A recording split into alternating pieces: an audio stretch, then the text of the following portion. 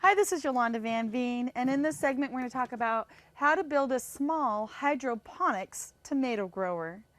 Now, growing tomatoes is so rewarding, and there's so many different types that you can grow. And they don't necessarily have to be grown in soil. You can grow tomatoes right into a sponge or any type of material grown right in water hydroponically, and it's really not that complicated. First of all, you need some seeds. And I found that the smaller varieties of tomatoes, like this little sweetie tomato, is one of the better choices because they stay a little more compact and smaller, and they don't get so top heavy as a beefsteak tomato that would probably do better in the ground. But they can be grown hydroponically as well.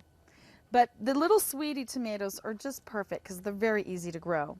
And so you just take the seeds, and the easiest way to start them is actually right into a paper towel or a napkin. You just put some seeds and keep the towel moist and keep checking on it, and you'll find in a couple days in the house they'll start sprouting, or even outdoors.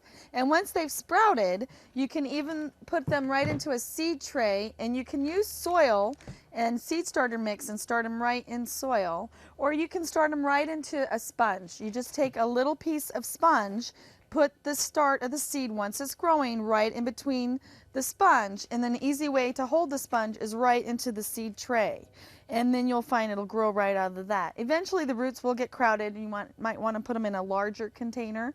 But to start them, it's a great way to do it. So once the tomatoes are growing in your seed starter and right into the sponge, you can turn around and just take any bucket, and I always like to use another bucket as well inside that bucket. You want to keep the tomato plant right in the water so that the water level is right on the top of the sponge, right at the bottom of the seed, not covering any of the leaves or the stem.